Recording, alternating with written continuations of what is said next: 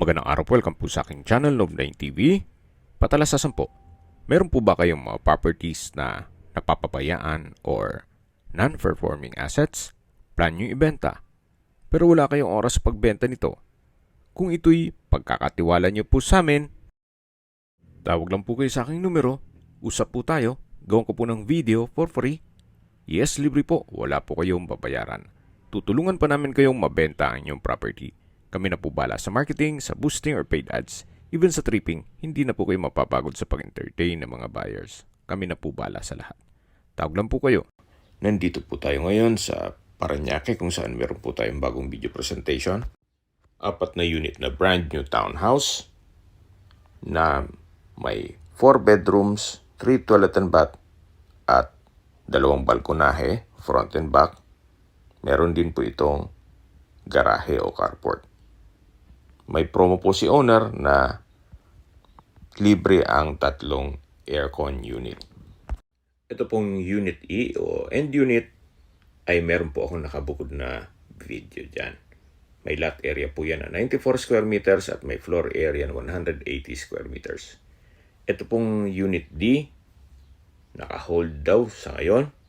At ito pong unit C, may lot area na 88 square meters at may floor area na 170 square meters. Ang unit B po ay may lot area na 77.50 square meters at may floor area na 140 square meters. Lahat po yan ay may 4 bedrooms, 3 toilet and bath, 2 balkonahe at 1 carport.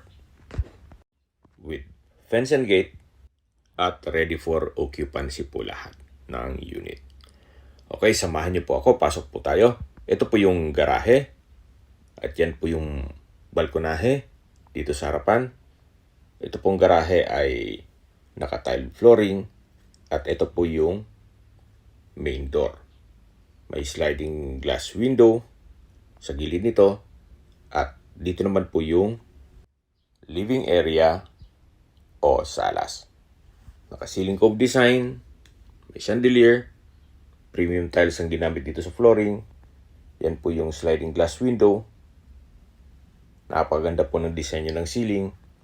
At pulido po ang pagka-pintura. Quality po ang pagkagawa. So, ganun din po. Dito po naka-ceiling cove design. May pin lamps. Maganda kombinasyon ng kulay. At dito naman po yung dining area. Open lang po siya. Walang partitions. Kaya maliwalas. Dito po sa dining area ay malaki naman ang spasyo at dito po sa dulo yung formal kitchen. Ito pong formal kitchen ay meron pong wall-mounted cabinet and shelf. Then itong kitchen ay naka-quartz countertop, may stainless sink with faucet at kitchen cabinet. At ito naman po yung common toilet and bath. Dito naman po yung first bedroom na pwedeng gawing maid's quarter. Sa spasyo naman po, hindi naman siya ganun kaliit at hindi naman ganun kalaki. Ito po yung service area o laundry area na meron pong natural ventilation. Kaya kahit po dito sa dulo, hindi po mainit. Dito po ulit tayo sa formal kitchen at doon naman po matatanaw yung salas o main door. Ito po yung dining area at ito na po yung stairs or hagdan, concrete staircase, metal railing at handrail, at ito naman po yung hallway. Yan po yung 2 kwarto sa dulo na may access ito sa likod na balkonahe. Ito po yung unang kwarto na may present ko sa inyo. May wardrobe, from floor to ceiling po yan. Naka-tile flooring. Okay naman ang pintura. Then may access door dito. Papunta dito sa likod na balkonahe o terrace. Ito po yung tinutukoy ko kanina na natural ventilation papunta sa service area. Yan po yung kabilang kwarto. Mamaya pa pupuntahan natin yan. So dito po sa likod, napakalaki pa po ng espasyo. Balik po ulit tayo dito sa loob. Yan po yung wardrobe. At paglabas natin, ito yung hallway. At dito naman po sa kabila yung pangalawang kwarto. Ito pong pangalawang kwarto ay ganun din po. Meron pong wardrobe na from floor to ceiling, naka-tiled flooring. So, pulido naman ang pagkapintura, may sariling glass window o sliding glass window, at may access din papunta dito sa balkonahe o terrace. Pasok ulit tayo. So, check po natin yung common toilet and bath dito sa hallway. Ito pong common toilet and bath ay naka-tile bathroom wall, may overhead shower, at maayos naman po ang toilet fixtures. Check na po natin yung master's bedroom. Ito po yung master's bedroom. Napakalaki po ng espasyo. Then sa dulo po nito ay may sliding glass door papunta sa balkonahe o terrace. Naka-ceiling cove design, may center lamp, may pin lamp, at may sariling toilet and bath. May overhead shower, may towel rack, at maayos naman po ang toilet fixtures nito. Maganda disenyo at pulido ang pintura. Okay, labas po tayo. So dito po sa master's bedroom ay may dresser and drawer, may wardrobe, may vanity mirror. So kompleto na rin po. Ang kulang na lang dito ay kayo at ang gamit nyo. Ito po yung tinutukoy ko na sliding glass door na may access dito sa balkonahe o terrace. Yan po yung tanawin mula dito sa balkonahe, at dito naman po yung garahe at steel gate. So balik po ulit tayo dito sa loob. Yan po yung master's bedroom. Okay, habang naglilibot po tayo, discuss ko lang sa inyo yung difference between Unit B and C. Same concept, modern design, even yung floor plan, may 4 bedrooms, 3 toilet and bath, at 2 balkonahe. Meron din pong garahe, at may steel gate. So sa lot area lang po sila nagkakaiba. Ito pong Unit B ay 77.50 square meters at may floor area na 140 square meters. Then ang Unit C naman ay 88 square meters ang lot area at may floor area na 170 square meters. So ganun din po. Meron po siyang 4 bedrooms, 3 toilet and bath, may carport, at 2 balkonahe. Front and back din po yan. So ganun din po ang disenyo ng loob. Naka-ceiling cove design, may pin lamps, may center lamps, premium tiles ang ginamit dito sa flooring, at pulido rin po ang pagka-finish.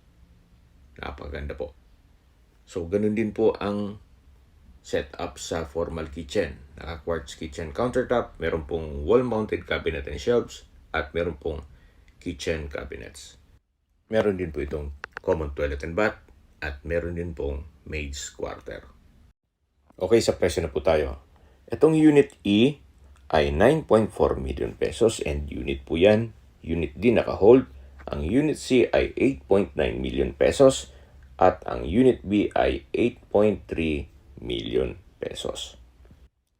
So open po yan for bank financing, pero mas maganda na po kung may cash lang naman kayo.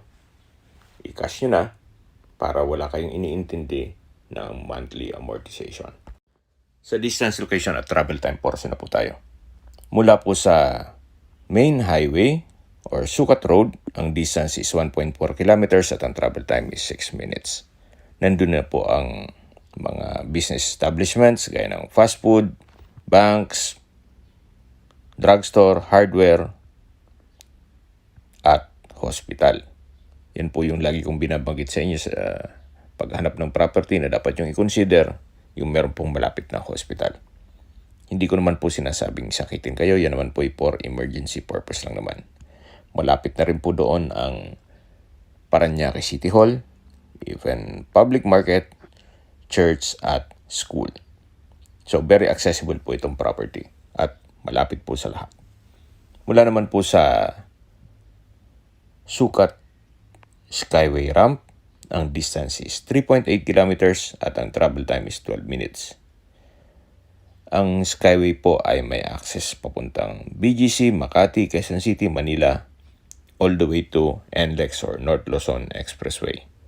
At kung manggagaling naman po sa airport, ang distance is 12 kilometers at ang travel time is 34 minutes. Kung may mga katanungan po kayo or gusto magpasat ng tripping dito sa property to, tawag lang po kayo sa aking numero. At sa mga kababayan naman natin sa ibang bansa, meron po akong Telegram sa mga iPhone user man, may iMessage, meron din pong Imo, Skype, Viber at WhatsApp. Same number lang po, 0917-316-3399. Sa mga nagtatanong naman po ng aming Facebook, meron po aming Facebook page na Nov9TV at Facebook Real Video. Meron din pong TikTok at Instagram. May ibang YouTube channel po kami, the Nov9TV channel, Nov9TV Listings, Nov9TV On The Spot, Nov9TV Updates, at Nov9TV House Rental. Sana po naibigyan nyo ang video presentation. Paki-like and subscribe na lang po sa aking channel para ma-update din po kayo sa aking future listings. Kung sakali po hanap nyo yung mas malaking sukat ng lupa, meron din po kami ibang listings na pwede nyong pagpilian. Huwag po kayong mag-atubiling tumawag sa amin.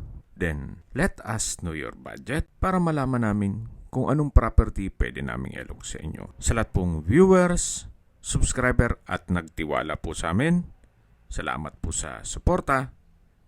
Ingat po kayo lagi at yung pamilya. Maraming salamat po.